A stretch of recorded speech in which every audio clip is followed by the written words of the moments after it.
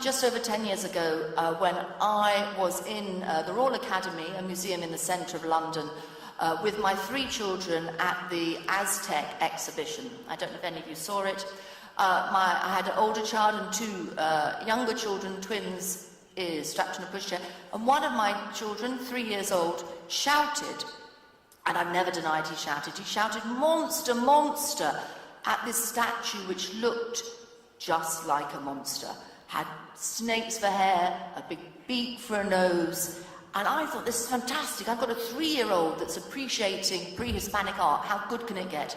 So I bent down and I said, "Yes, it looks just like a monster." And at that moment, a room warden came over, a gallery assistant came over and said we were being too noisy and threw us out. 留洋英语 Wrong family. I was at that time a journalist with the Guardian newspaper, and 2 days later wrote a big piece in the Guardian about being thrown out of the Royal Academy.